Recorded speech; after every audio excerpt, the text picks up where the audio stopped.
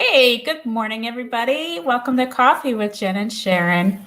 Here we are. We're editors at Your Teen, and every Wednesday, pretty much every Wednesday, we get together for a chat about whatever's on our minds. Usually it has to do with parenting, teens, not always. And sometimes we have coffee. Today, I have coffee. And today, I have nothing. I had an iced tea glass next to me. It was empty. Well, I'm feeling really hip and trendy because I made a pour over coffee for myself this morning. Is that a new thing for you? Well, it's when I'm too lazy to actually brew in the coffee maker. I don't know how pour overs became kind of a trendy thing because it's really kind of just old school. You know, you just put the grounds in the little filter thing and you pour your hot water through it. And I'm like, why did we ever do it any other way? That's kind of the easiest thing there is. But it became like a chic thing to have a pour over coffee. So why isn't coffee made like tea with the grounds? I mean, the leaves that are in the little basket that you put in the water. Couldn't you do that with tea then? You know, I tried that actually. I have one of those tea diffusers and I thought, why am I using this filter? And I went, why wouldn't I just put the coffee right in here? And I will tell you why. Because the coffee goes through the little holes that are, the tea is more coarse. So I have a lot of sludge in the bottom of my mug. So yes, I experimented and I've live and learn, right? Yeah. Hands-on exploration is what we would call that, I think, nowadays. Everything old is new again. So tell us what our topic today, Sharon. Okay, so today we're talking about those times when your family seems to be stuck in a negativity loop. You know, when you just like the bickering, the complaining, everyone's, you feed off each other. Yes, so, and it's one of those things where everybody thinks somebody else started it and that they caused everybody else's bad mood. Nobody's willing to say, yes, it was me, but it's a bad mood is super contagious. There's just no doubt about it. Right. And we had one of those mornings, like maybe, I don't know, a couple weeks ago, and I got on with Sharon and I said to her, I don't know, for some reason, everybody in my house this morning was just in a really bad mood. And Sharon was like, yeah, me too. And it's like a negativity. You had a great term for it. I think it was like the volume of negativity in your just relentless negativity, something like that. Yeah, I don't know why it happens, but obviously it happens, and nobody's probably particularly to blame for it. It's like a group dynamics problem, right? So what do we do about this? Well, we didn't want to wallow in negativity by just complaining about this morning, so we thought we might come up with some techniques that might help us break out when we're in one of those funks, and we're counting on our viewers to help us too. But I was very prepared today, Jen. You're prepared? I did some homework. Oh my God, it's summer. So you are a donor. I came to class with my notebook because now I feel like a total schlub. No. Next week you'll be on the hot seat. So I went and asked online, some friends, some Twitter. I said, what do you do when you're in one of these funks? I like that you asked some Twitter. I sometimes like to ask some Twitter. And sometimes I get some Twitter back. Yeah. Well, they had some great ideas. And I just have to say, Twitter itself there could be a high volume of negativity there, but it can also be a good place for crowdsourcing positive things too. It can work both ways. It's like a cocktail party, but you get to choose who you don't want to listen to. Like if you don't want to listen to somebody, you get to knock them off, which you don't get to do at a real cocktail party. So you could. It depends on what kind of cocktail party you're throwing, I guess. You know, like you could just boot that guest out, but I do. Yeah, that would be rude. All right, so I'm excited that you did some homework, and I'm excited to get educated. So tell us a little bit. How can we get out of the negative feedback loop with our families? Okay. Pam had the idea of going outside, which getting fresh air, just like getting out of the house, getting just out and change of scenery. It's a that is a good thing. I think that's a great idea. And it's even easier when your kids are little, because then you just say, we are going outside. I find it's a little harder when they're big and you have to wrangle multiple teenagers and say, we're all going outside. Why are we going outside? I don't want to go outside. Another technique that when they're arguing, sometimes I send them outside. I say, no arguing in here, no yelling, go outside. Take it outside. But I think I would add to this that going on and a lot of people said this, going on an outing of some kind, just to shake things up. It doesn't have to be like somebody else mentioned a walk. Vincent suggested a movie or ice cream or a walk. Everyone says a walk. And I think that's great because it's like, so there's something about being in the same four walls with the same people all the time that feels confining, especially when you have that negativity around you. It feels like there's nowhere for it to go. Didn't we all learn that as a big lesson during the pandemic? Is yes. that when you are all forced to be together for a long period of time, it's not always a happy situation. And I'm going to say that there were a few times where I wanted to shake things up by saying, let's go do this other thing, or let's go to a movie, or let's go out to dinner, which now you can do again, or we could do if we were going outside during the pandemic. And my husband would sometimes feel like he didn't want to reward that negative behavior. Like he's like, well, why would we do that if nobody's appreciating how we're doing that? But you do have to kind of get past that idea a little bit, I think, to say, okay, but it's sort of like when you ground your kids and you're only punishing yourself because now you are stuck with a sullen teenager, or maybe you were the sullen teenager who got grounded. Purely hypothetical in my case. It's like there's rewards for everybody in that. You're just rewarding the sullen teen. You're rewarding everybody by getting yourself out of that negative situation. That's how I like to read. And that's kind of, I think of, responding to them being upset or angry or, nasty. If we don't get angry at them and we respond calmly, which is the goal, the elusive goal, that's not rewarding them by us acting calmly. It's hopefully diffusing the situation. So you can do something that doesn't escalate or that de-escalates without it being a reward, right? I think. You could do it as modeling good behavior. This is which how is you hard. can control it. Super hard.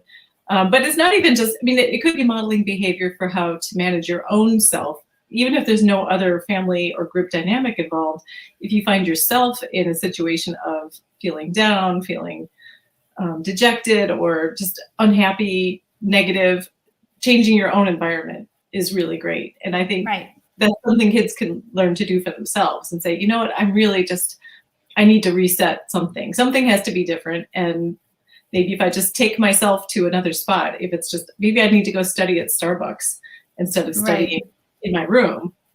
The changing the landscape, there is something magical about it. I don't know what it is, but obviously there's a reason Starbucks became that third place for so many people. I used to call that giving myself a timeout when my kids were younger. Like, brilliant. Yes. I'm maxing out here. I need a break. Yes. Yeah. My favorite timeout was going to the drugstore. I loved going to the drugstore. That's so interesting. How long can you spend at the drugstore? Enough time, I guess. You have no idea. Quite a long time. Yeah. There's a lot to look at. Yeah. I bet there are things in your drugstore you had no idea they had. They probably thought you were some sort of shoplifter. Like, this woman keeps lingering and, maybe she's waiting. I don't know. Well, I used to joke that at my local Walgreens, that if they didn't see me every day, they would do probably a wellness call at my home. Safety check-in. Are you okay? Just checking. Haven't seen you yet today. Yeah. I also take the advice that so many of us are giving to the whole family, and that's to go for a walk. And I know you like your walks too. And it used to be for me a run, not so much anymore, but it got to the point where sometimes my husband would say to me, why don't you go for a run now? And how did that go over with you?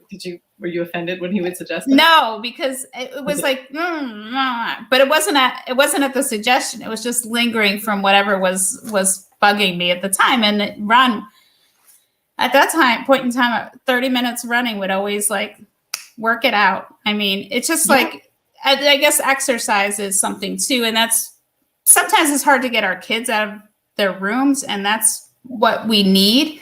And that's why sometimes the restaurant can be an incentive, or you know what else I find helps? And somebody else said trips to grandparents. And I would add to that, spending time with cousins, especially little ones, because we spent some time this weekend with younger cousins, and you just see a different side of your teenagers. Like all of a sudden they seem so grown up. And, you know, they're tickled by what the young ones are saying. They're like, oh, so-and-so is hilarious. Did you hear what they said? And it's like, hey, the teenager and we adults are kind of on the same page. We're so grown up.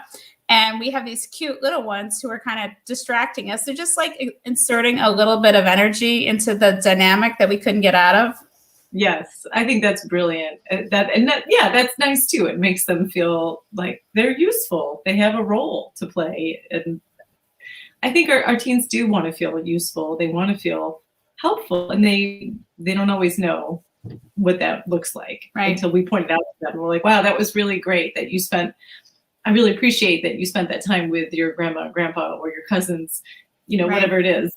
That they don't realize that they are fulfilling a good role in the family there. So instead of feeling like they're always being unappreciated or leaving their belongings around the house, as we talked about last week, which may or may not have had something to do with the volume of negativity in our homes. Maybe. I wonder if anybody's out there listening, if you have anything that is helpful in your house for when you realize that volume of negativity has gotten a little too high. How do you reel it in? What do you do to reach and restore the peace without having to blow up and make everybody feel bad?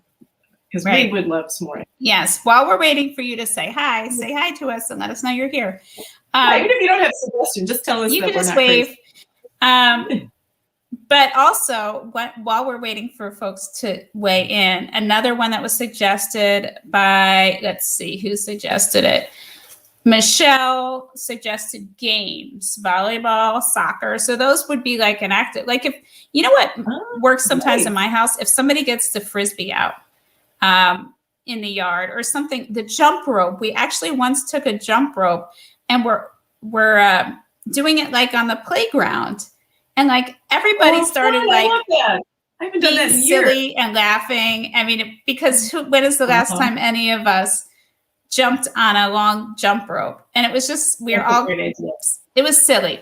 I wonder if I can do it anymore. I'd love to know if I still have that ability to jump in. That's what you need to find out. Because one time, I think it was last fall, it came out at a family gathering and the kid's grandma was out there trying it.